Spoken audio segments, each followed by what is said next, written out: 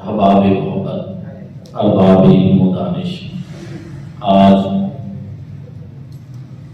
22 جمادی الثانی ہے۔ پوری دنیا اسلام یار غار مصطفیٰ، جانشین پیغمبر، خلیفہ بلا فصل، افضل البشر بعد از انبیاء بتحقیق، جناب حضرت سیدنا صدیق اکبر رضی اللہ تعالیٰ عنہ کا یوم وصال ہے اور آپ کا اس سے پاک ہے۔ اس سے قبل جو اس موضوع پہ گفتگو ہو چکی ہے، اسی مناسبت سے اسی کو آگے بڑھاتے ہوئے قرآن مجید فرقان حمید کی سورت اللیل میں اللہ رب العزت نے جب جناب سیدنا صدیق اکبر رضی اللہ تعالیٰ عنہ پہ اعتراض ہوا تو اللہ رب العزت نے اس کا جواب ارشاد فرمایا۔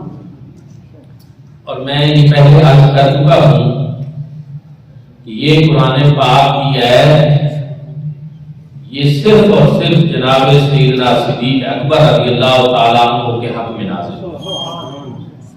یہ مفسرین کرام کی جماعت کا کہنا ہے، یہاں عموم نہیں ہے۔ مثلا بعض آیات مبارکہ جو ہوتی ہیں ان میں جو اعمال پر جزا ہوتی ہے اس میں عموم ہوتا ہے کہ جو بھی یہ نیک کام کرے گا اس کو یہ والا اچھا اجر ملے گا۔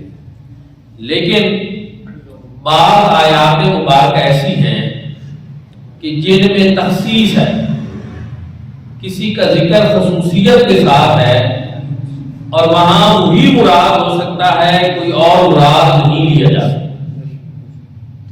جس طرح کے سورت تبت یدا ابی لہب وتب، اب یہ ابو لہب کی مذمت میں ہے اور یہاں کسی اور کو کبھی بھی مراد نہیں لیا جا سکتا۔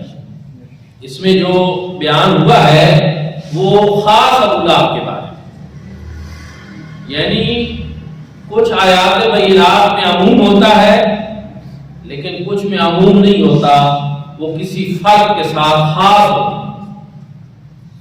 تو یہاں جس تقوی کی بات ہے، یہاں جس متقی کی بات ہے، یہاں جس کو سب سے زیادہ تقوی والا کہا گیا ہے اور رضا الہی کی تلاش والا کہا گیا ہے اور رب کی بارگاہ میں اپنا رزق پیش کرنے والا کہا گیا ہے اور اللہ کی رضا کے لیے یہ سب کرنے والا کہا گیا ہے، وہ کوئی اور نہیں ہو جناب سیدنا صدیق اکبر رضی اللہ عنہ۔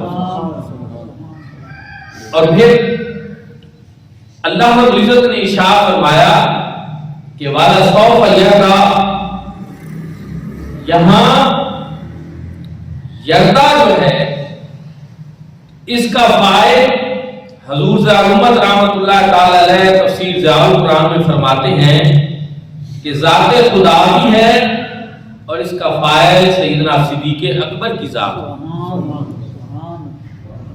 دونوں کو جب ہم سمجھیں گے تو ایمان تازہ ہو جائے گا کہ اللہ رب العزت نے فائل خود ذکر نہیں فرمایا، رب تعالیٰ نے خود ذکر نہیں فرمایا۔ اب دو میں سے ایک ہے، یا فائل خدا کی ذات ہے یا سیدنا صدیق اکبر کی ذات ہے۔ اگر خدا کی ذات ہو تو پھر اس کا معنی یہ بنے گا کہ سیدنا صدیق اکبر رب تعالیٰ کی رضا کے لیے جو کچھ کر رہے ہیں، اپنے جان، مال، اسباب راہ خدا میں جو قربان کر رہے ہیں، چاہتے کیا ہے رب کی رضا، تو پھر اس کا رب ان قریب اس کے اوپر راضی ہو جائے گا۔ اور اگر اس کا فائل سیدنا صدیق اکبر کی ذات ہو تو پھر اس سے مراد یہ ہوگا کہ وہ ہستی جو رب کی رضا کے لیے اپنے گھر کا سارا مال و اسباب لا کر حضور کی بارگاہ میں پیش کر رہے ہیں، جو غلاموں کو خرید کر رب کی رضا کے لیے آزاد کر رہے ہیں، بلال حبشی کو خرید کر آزاد کر رہے ہیں اور اتنی دین کے لیے قربانیاں دے رہے ہیں، وہ چاہتے ہیں کہ رب راضی ہو جائے، لیکن رب چاہ رہا ہے کہ میرے اوپر میرا صدیق راضی ہو۔ کیا شان ہے سیدنا صدیق اکبر، اور کیا مقام ہے سیدنا صدیق اکبر رضی اللہ تعالیٰ عنہ کا۔ یہ کوئی یہ نہ کہے کہ یہ اتنی بڑی بات آپ نے کیسے کہہ دی، یہ میں قرآن سے استدلال کر رہا ہوں۔ اور حضرت اقبال بھی کہتے ہیں کہ بندہ مومن پہ کبھی کبھی پھر ایسا مقام بھی آتا ہے کہ جب وہ قربانیاں دیتا ہے، جب رب کی رضا کی تلاش کرتا ہے، جب اس کے لیے اپنا سب کچھ لٹاتا ہے، تو پھر رب یہ چاہتا ہے کہ اب میرا بندہ بھی میرے اوپر راضی ہو جائے۔ خودی کو کر بلند اتنا کہ ہر تقدیر سے پہلے خدا بندے سے خود پوچھے بتا تیری رضا کیا۔ تو یہاں رب یہ چاہ رہا ہے کہ میرا صدیق میرے اوپر راضی ہو۔ جناب سیدنا صدیق اکبر رضی اللہ تعالیٰ عنہ کے بارے میں یاوہ گوئی کرنے والے، حرہ سرائی کرنے والے، کیا ان کو قرآن کی یہ آیات نظر نہیں آتی؟ ان کو یہ انداز نظر نہیں آتا کہ کس طرح میرا رب ان کو یہ فرما رہا؟ اور ایک اور نقطہ بھی عرض کرنا چاہتا ہوں، قرآن پاک میں اللہ رب العزت نے اپنے محبوب کی جب رضا چاہی تو وہاں اپنے محبوب کو ڈائریکٹ خطاب فرمایا، فرمایا والا سوف یعطیک ربک فترضی، اے محبوب ہم آپ کو اتنا عطا کریں گے کہ آپ ہمارے اوپر راضی ہو جائیں۔ وہاں اللہ رب العزت نے خطاب ڈائریکٹ حضور علیہ السلام سے کیا، لیکن جب صدیق اکبر کی باری آئی تو یہاں فاعل کو غائب ذکر کیا، مخاطب نہیں فرمایا۔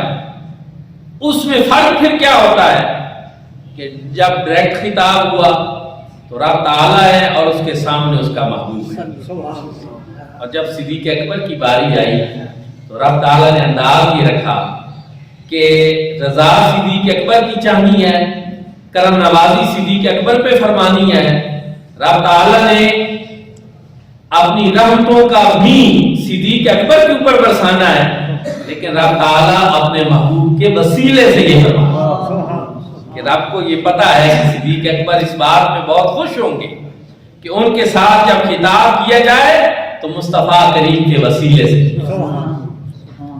یہ بھی بڑا محبت کا پہلو ہے، یہ بڑا خاص پہلو ہے کہ سیدنا صدیق اکبر اس توحید کو مانتے ہیں جس میں وسیلہ ذات مصطفیٰ ہے۔ رب تعالیٰ نے بھی اسی بات کو پسند کیا اور ان سے براہ راست خطاب فرمانے کی بجائے درمیان میں مصطفیٰ کریم صلی اللہ علیہ وسلم کی ذات کا واسطہ اور وسیلہ ہے۔ فرمایا والا سوف یرضی، اے محبوب ان کو بتا دے کہ ان قریب وہ ہم سے راضی ہو جائے گا۔ جب یہ آیت کریمہ نازل ہوئی تو حضور علیہ السلام بڑے خوش ہوئے، فرمایا صدیق اکبر تجھے مبارک ہو، آتاک اللہ رضوان الاکبر، اللہ نے تجھے رضوان اکبر عطا فرمایا، صرف رضوان نہیں رضوان اکبر عطا فرمایا۔ صدیق اکبر نے عرض کی یا رسول اللہ مر رضوان الاکبر، یہ رضوان اکبر کیا ہے؟ حضور علیہ السلام نے اس کی وضاحت ارشاد فرمائی، فرمایا رضوان اکبر یہ ہے کہ یتجلی اللہ للخلق عامہ ویتجلی لک خاصہ، جب قیامت کا دن ہوگا اللہ رب العزت باقی مومنین کو، مخلوق کو اپنا دیدار عام کرائیں گے، صدیق تیرے لیے قیامت کے دن رب تعالیٰ کا دیدار خاص۔ سبحان اللہ، سیدنا صدیق اکبر رضی اللہ تعالیٰ عنہ کی شان پہ قربان جائے۔ دنیا میں ہے صدیق چاہتا کیا ہے، تیری خواہش کیا ہے، تجھے پسند کیا ہے؟ بتاتے ہیں میری خواہش یہ ہے کہ رخ بدوہا ہو اور صدیق اکبر کی نگاہ، بس میں سرکار کا چہرہ دیکھتا ہوں، میں حضور کو دیکھتا ہوں صلی اللہ علیہ وسلم، سرکار کو تکتا ہوں۔ رب نے یہ خواہش بھی پوری کر، غار ثور ہے، 3 دن اور 3 راتیں ہیں، रुख बदुहा है और सिद्दीक अकबर की निगाह, जी भर के ज़ियारत कर रहे हैं, कोई उसमें मुखिल नहीं हो रहा, कोई उसमें किसी किस्म का मसला नहीं है, वहां खास दीदार मुस्तफा।